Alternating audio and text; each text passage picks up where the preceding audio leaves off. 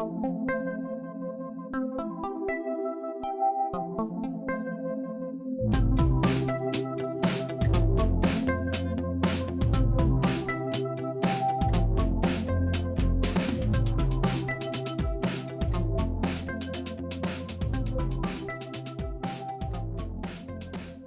am Ruth Katz, co-director of Aspen Ideas Health and executive director of the Health, Medicine, and Society program here at the Aspen Institute. I'm delighted to welcome you to another Aspen Ideas Health 2020 virtual event. As you know, under normal circumstances, we would have met last month in Aspen, Colorado for our annual 3-day program.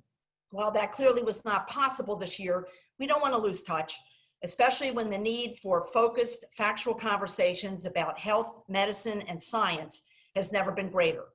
So we've created Aspen Ideas Health 2020 to continue the tradition of connecting you with experts, innovators, scientists, practitioners and advocates, leaders of all sorts who will provide valuable information and offer visionary solutions to the many health-related challenges we face, all while helping to keep us linked until we can see each other again in Aspen. Again, we are delighted to have you join us in that effort. And now some very brief introductions for our speakers, both good friends of the Aspen Institute who truly need no introduction. Dr. Francis Collins is director of the National Institutes of Health, the premier biomedical research organization in the world. A physician geneticist noted for his discoveries of disease genes, Dr. Collins led the International Human Genome Project, which culminated with the completion of a finished sequence of the Human DNA Instruction Book in 2002.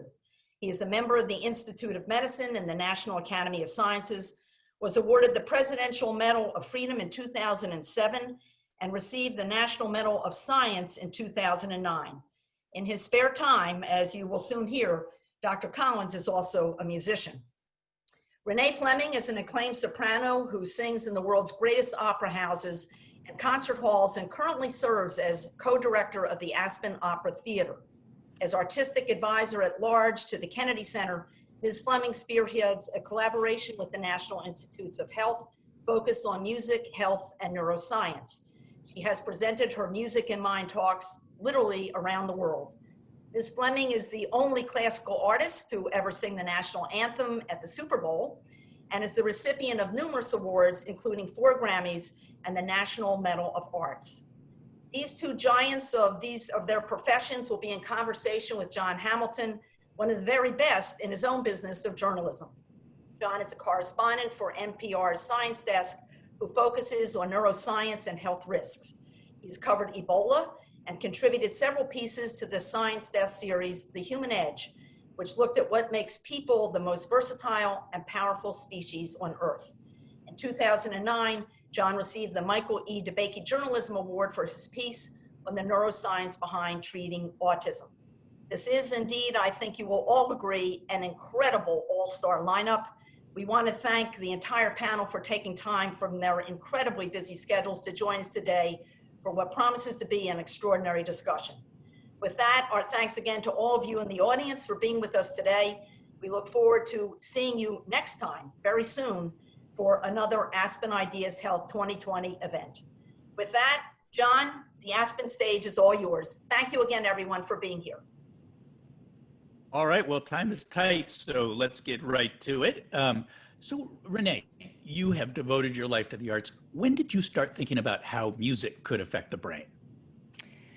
Well, I had a couple of issues that I dealt with as a singer. One is that learning how to sing is almost impossible, I think, at the level that we sing. It's a kind of a very virtuosic pursuit, and the mind-body connection is crucial to that, because most of the muscles that we use in singing are involuntary.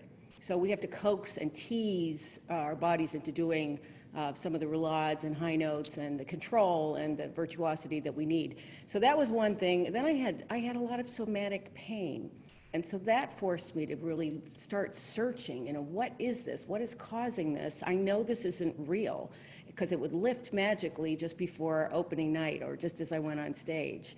And so I just became interested in neuroscience. I became very interested in psychology and all of those issues.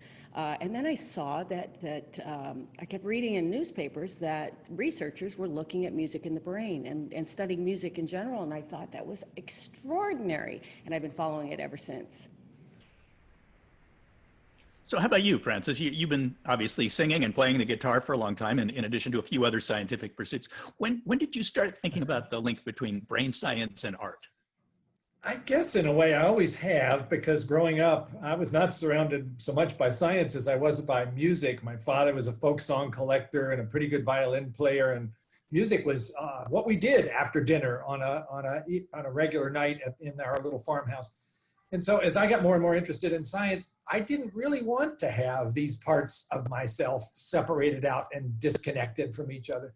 So I was, I guess, primed as we got more and more in the space of being able to use the tools of neuroscience to understand the impact of music on the brain and to see how we might be able to use the approaches of music therapy even more effectively if we understood the neuroscience. I got pretty excited about ways that now, as the director of NIH, I might be able to help catalyze that. I think to most people it makes sort of intuitive sense that, music and poetry, artistic images have a special place in our brain. But, I'm curious, have scientists really shown that? Renee, why don't you take this one first? Yeah, well, I actually had participated in an fMRI study at the NIH. Meeting Francis Collins actually at a dinner party changed this for me in a very big way. It's the reason why we're collaborating. But it's interesting because there is a music room in the brain. Researchers have found a place which leads us to possibly believe that we evolved with a purpose for music. But given that music also affects many parts of the brain, it has so much involved between rhythm and speech, and so many other activities are really enhanced movement, certainly movement centers. But there's definitely a music room, which is quite fascinating. I Francis, totally agree. Yeah, go. I agree that that is an anatomical feature that we've only recently had the tools to be able to see. When you listen to a musical tone, if you're in one of these scanners, it lights up a slightly different part of your auditory cortex than if you were listening to street sounds or to a voice that didn't have a particular musical character. Why should that be? The idea that our brains are actually built to interpret music in a different way than other kinds of sounds, like Renee said, that tells you there's a real purpose here, that we've been evolutionarily designed for music to play some kind of survival advantage. And you could start to think about what that might be. And what is it that music does for us as a species that might contribute to our survival? It brings us together. If you're having a circumstance now where you want people who are maybe a little out of sorts with each other to kind of get together, what do? You sing together, and that changes everything. Or you get inspired to do something. When you go to an athletic event, if we ever get to do that again, you have a fight speech, you have a fight song, because everybody wants to get revved up about go team. What is that about? I think that's telling you something profound about the way this particular kind of influence on our brains has been prepared for special actions. And if we understood that better, we could bring that forward even more effectively to medicine and to healing. I was able to interview Ani Patel yesterday, who's the expert, our current expert on evolution and music, and there's so much to learn. I mean, Darwin thought it was seduction. I mean, there's so many fascinating ways to look at this. Sorry, John, go ahead. Indeed, Dr. Patel has done some amazing work. Francis, could you talk about some specific diseases? I mean, I would like to give people an example of how music or visual arts actually produces some sort of measurable benefit to patients. Well, I'll give you a couple. And we are right now at NIH funding $20 million worth of research to try to increase the list where we have real evidence of what the musical benefit is of various music therapy interventions. Certainly one that I think we've all been impressed by is Parkinson's disease. Parkinson's disease is this difficulty with the nervous system where it's difficult to initiate a particular movement, which makes it very frustrating for people who want to start walking or keep walking. it's difficult to do that. And it turns out that the simple provision of a regular auditory cue, even just a metronome, is sufficient to overcome what otherwise seems to be a resistance in the nervous system and can really be very helpful to those people who have Parkinson's and are frustrated about their inability to walk at a regular pace. Other areas, I guess I'm particularly impressed with what we're learning about people with strokes. And John, you recently did a story about how the part of the brain that's good at figuring out speech on the left hemisphere is maybe different than the part of the brain that understands pitch and harmony on the right side. So people who've had a stroke that affects the left side oftentimes have lost their ability to speak. It's very frustrating. They know what they want to say, but they can't put those words forward. It turns out, given a familiar tune like Happy Birthday, they may be able to actually not just get the tune right, but the words right. And that as a means of teaching people how, once again, to learn how to speak, first by singing it and then eventually by speaking it, has been a really fascinating and very powerful approach for people who otherwise were sort of locked in and unable to communicate. This is definitely my favorite therapy, melodic intonation therapy, that one could learn to speak again through singing. Makes me very happy, absolutely. And also I think many people have noticed that in dementia and Alzheimer's patients, music memory is the last to go. So science has a lot to discover in this area. Yes. And can you say anything about how you get healthcare practitioners, therapists to know the science and to do something with it? Well, great question. And that's one of things we're trying to do with this NIH research enterprise is to bring together music therapists who have a lot of experience they have gained over the years. This has been out there since World War II. They know there are certain interventions that have helped people with a variety of conditions, things like chronic pain, things like PTSD, things like Alzheimer's, or in children, autism. But it's still kind of empirical, and we need to try to figure out how do you take those observations and link them up with the new neuroscience that teaches you what pathways are at work. And then you could both advance neuroscience because you learn more about the function of the brain in real people, but you'd also advance music therapy by giving it that more rigorous foundation that ought to improve its effectiveness. So Francis Collins taking on the potential for validating the research, even the research that exists, is incredibly important because we know that nothing happens in our country without data. And nothing is condoned, medically speaking, without data. And of course, we want music therapists across the country to be covered by insurance. These therapeutic, also a lot of these therapeutic interventions are not widely known by the public. Indeed. And you have done. Go ahead, John. Go ahead, Francis, please. Finish your thought. I guess the other thing we should talk about is the way in which music does help shape the brain during development. And that's a passion for Renee and myself as also part of this Music in the Mind enterprise. If you look at a careful scan of a person who had intense musical training before the age of 7 and compare that to somebody who didn't, you can tell the difference because you actually do see that part of the brain enlarged by its ability to learn new things. And we also now have very compelling data that music training enhances language development and maybe also other things like mathematics. This comes at a time where many schools are basically getting rid of music training as a frill because their budgets are tight. Exactly the wrong thing to do if you really want to enhance the ability of children to figure out all kinds of interesting things that are going to help them during the course of their life. Music is a really good way to do that. If we can lock down that evidence even more strongly with research, maybe we'd have a better chance influencing the educational decisions about what goes into the curriculum.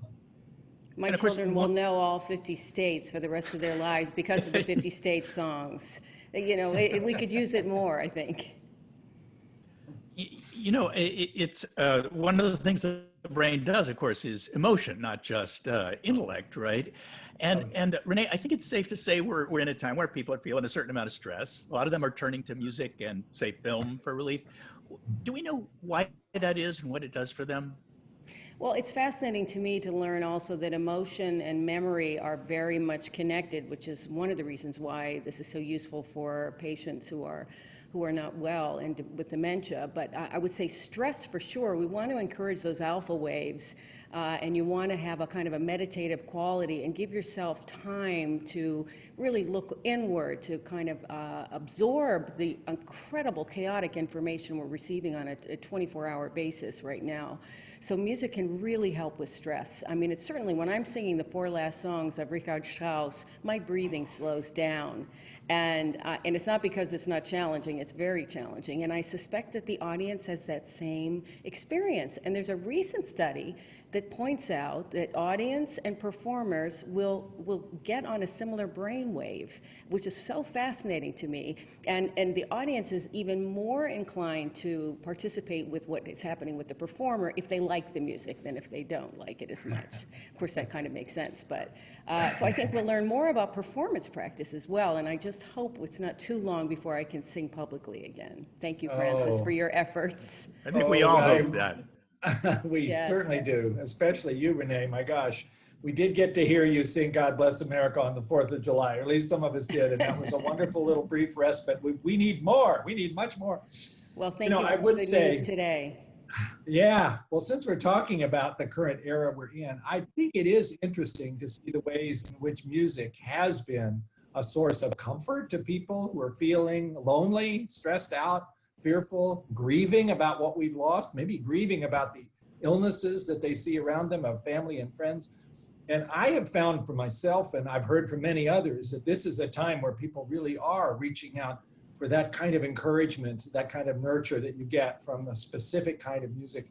And so I'm on YouTube whenever I get a break and I just got to do something other than worry about vaccines and therapeutics and diagnostics. I go searching on YouTube to see what's there in the way of a musical piece. Gosh, just yesterday I ran into this performance by a 19-year-old Dutch boy named Gert van Hof, who's playing the Bach Prelude and Fugue in D minor on this historic pipe organ somewhere in the Netherlands.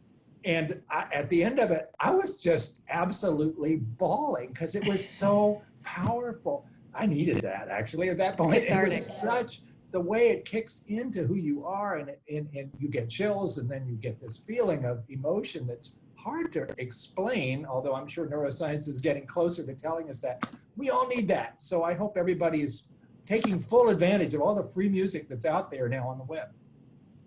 So since we've been talking a lot about music, let's give a little bit of a nod to some of the other forms of artistic expression, and also, since we've been talking about current events, that one of the things that struck me is there are all these murals of George Floyd that have appeared since his death in police custody, and I'm really curious, when we see a face like that portrayed, what's going on in our brains? Francis, you want to go first? That's a great question, John. And I think there is increasing amount of neuroscience that maps that to specific pathways. Of course, images which come in through your eyes end up being interpreted back in your occipital cortex, but then quickly patterned onto your memory centers. And having then associated that visual image with something else that's happened to you can also be very powerful in terms of the emotions that it generates. And I agree with you, as we have seen many of those images of George Floyd, you were immediately taken back there to when you saw that video and your heart broke. And you thought, what has happened to us as a culture that this could be possible? So yeah, much we could learn there, but that must also be a pretty important part of who we are and how it is that we've arrived at this point where we do have all these connections between emotion and altruism and caring for each other. And Renee, earlier you talked about it, how we seem to have evolved for music. Talk a little about that. Well, the evolution piece to me is so key. First of all, Ani Patel is now studying howling dogs. So, I mean, the segment we did yesterday was seen by over 61 countries, and we've now, with 9 episodes, had over 375,000 views. So there is a real interest in this work. And I think the more that we can really disseminate the results of the research, the more the public can become interested in how the arts can continue to affect their lives. But evolution for me, if you look at toddlers, and there are 2 videos that I think are key. One is the twin toddlers bobbing to dad's music. So he comes and plays the guitar, and that has gone completely viral. And there's another one I just discovered that I think is incredibly moving, and it's a baby. There are a couple of them that are babies crying to music. They look too young to have the kind of melancholic response simply to music that they have. And if you can find, it's called Baby Moved to Tears as Mom Sings Song to Him. And the look on this child's face, large tears roll down his face. He's not in distress. He's just a response to this beautiful melody. So it is totally evolution that drives this, as far as I'm concerned. When you look at the bone flu, which was discovered 40,000 years ago, it's hard to comprehend that 40,000 years ago is so long ago in terms of modern history. You know, we have Pythagoras, it's 1,000 years ago. Everything that we know about music is so much more recent. So to me, that's the key to the entire thing. And one other thing I want to say is that music's the only human invariant, that surprising human invariant. There was a tribe found in somewhere in South America that didn't have so many aspects to life. There was not even a storytelling aspect to what they did. There was only speech and singing. And I find that these kinds of stories tell me that it's powerful, and we need to remain connected to it. And one last thing about the pandemic. In the beginning, let's remember that everyone's response was to sing out their windows, play instruments out their windows, on the roofs, and communicate with each other through these creative pursuits. It's very moving. In the interest of time, I'm going to make sure we squeeze in a few questions from the audience here. So let's dive right into that. You mentioned the music room in the brain. Do some people have a larger music room than others, Renee? I'm going to guess that, I know for a fact that those of us who play an instrument, or in my case, voice, that develop certain parts of the brain more. It was actually a neurosurgeon who explained to me once that pianists who have problems with playing at some point, they have some sort of injury, that part of the brain that is a movement center combined with music does develop more, which is why children benefit from playing an instrument. Children who play an instrument have a socioeconomic leg up. For those children especially, it takes a couple of years, but they really can catch up with other kids. And here's another question from the audience, and that is, it says, individuals who have experienced trauma have been shown to have areas of the brain that have gone offline as a method of self-preservation.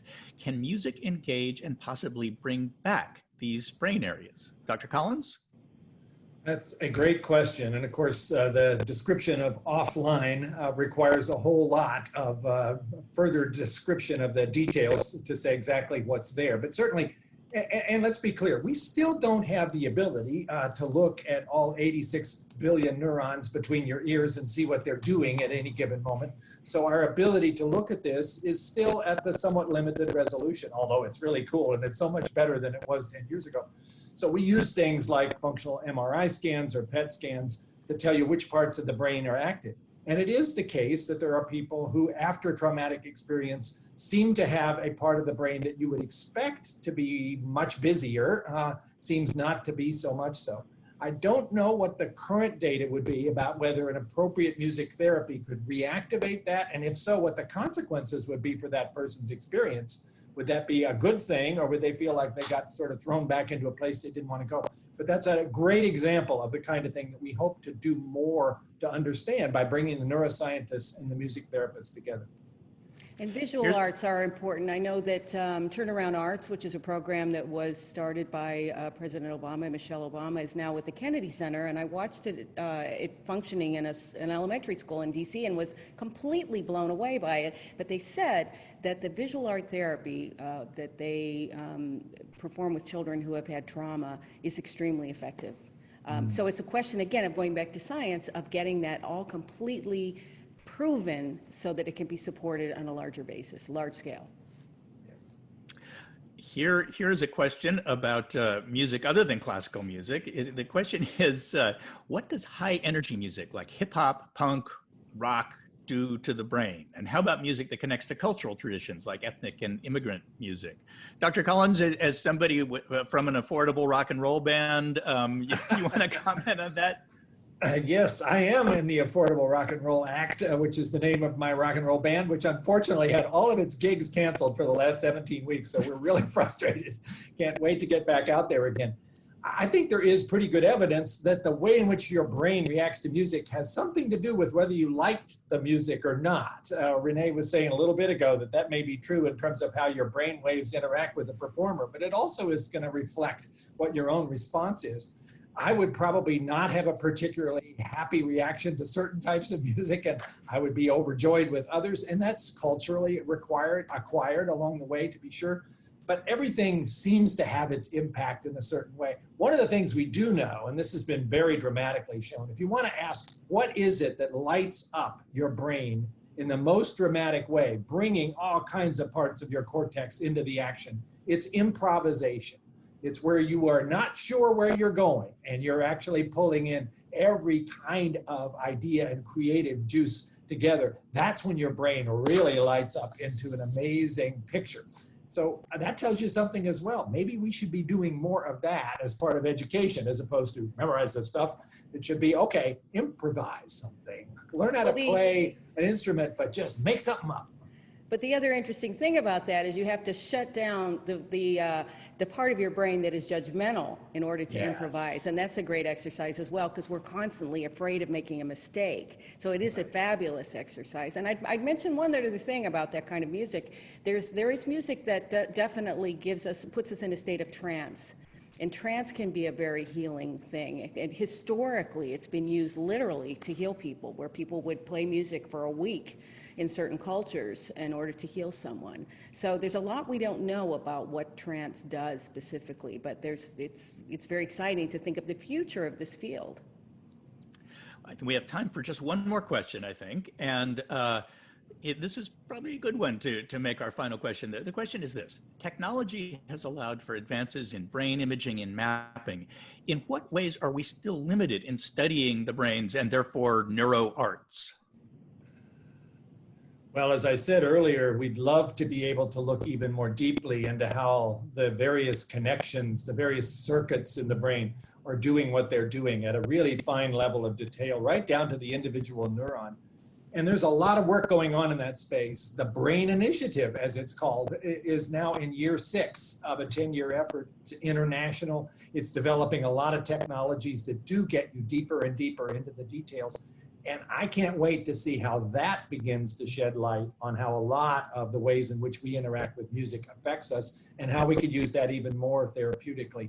But we still have some more inventing to do before we get there. I'm counting on being able to see some of those results, though, in the next few years.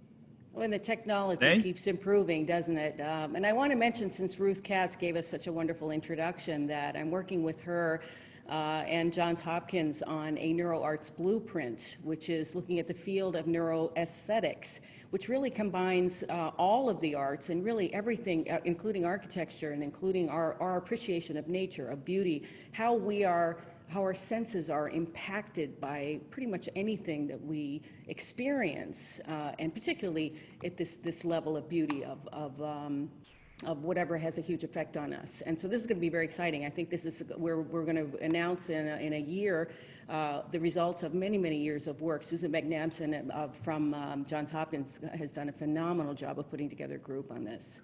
And before we go, I also want to give a big shout out to the Kennedy Center, who's been a wonderful partner with Renee and me in this whole effort on music in the mind, and also the National Endowment of the Arts, another wonderful partner. There's some real momentum here, and I'm glad we were able to talk about that as part of this Aspen session.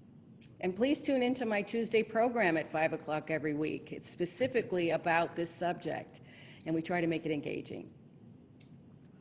All right, well, we are just about out of time here, so I want to say thanks to Frances and to Renee and to the Aspen Ideas folks, and also to all of you who tuned in. So have a great day, and thank you so much for coming.